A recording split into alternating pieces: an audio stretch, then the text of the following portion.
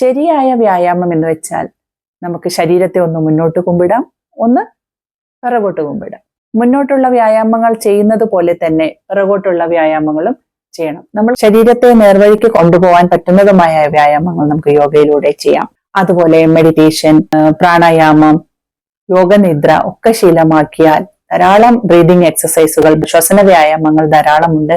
അവയെല്ലാം വിധത്തിൽ ശീലമാക്കിയാൽ നമ്മുടെ ജീവിതം നല്ല രീതിയിൽ മുന്നോട്ട് കൊണ്ടുപോകാനായിട്ട് സാധിക്കും. അതുപോലെ തന്നെ ശരീരത്തിലെ ചലനങ്ങൾ അത്യാവശ്യമാണ്. ചലിപ്പിക്കാതെ നമ്മൾ ശരീരം വെച്ചു കഴിഞ്ഞാൽ അതിൽ പല പ്രശ്നങ്ങളും ഉണ്ടാവും. നമുക്കറിയാം, നമ്മളൊരു വാതിലോ ജനലോ വർഷങ്ങളായി ഉപയോഗിക്കാതെ അടച്ചിട്ടിരുന്നാൽ, തുറക്കാതെയും ഇരുന്നു കഴിഞ്ഞാൽ അത് കുറച്ച് കഴിഞ്ഞ് നോക്കുമ്പോൾ നമുക്കത് പാരയൊക്കെ കൊണ്ടുവന്ന് കുത്തി തുറക്കേണ്ടി വരും, അല്ലാതെ അത് ഇവിടെ സ്റ്റക്കായി പോയിരിക്കുന്നതായി കാണാം.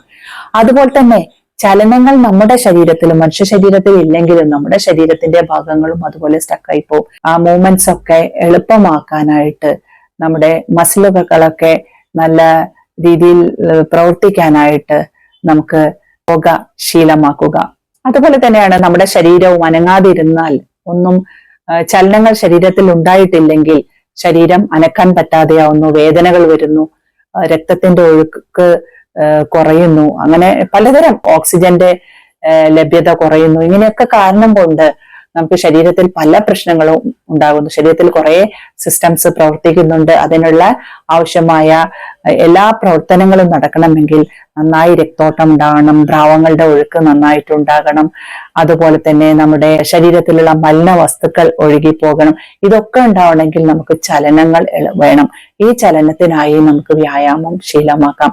അപ്പം ശരിയായ വ്യായാമത്തിലൂടെ നമുക്ക് ശരീരത്തെ നന്നായി ചലിപ്പിച്ച് മുന്നോട്ടും പിറകോട്ടും ചലിപ്പിച്ച് അതുപോലത്തെ ശരീരത്തിലുള്ള എല്ലാ പ്രവർത്തനങ്ങളെയും നന്നായി നടത്തി ശരീരത്തിലെ എല്ലാ ഒഴുക്കുകളെയും എളുപ്പമാക്കി നമുക്ക് മുന്നോട്ട് പോകാം.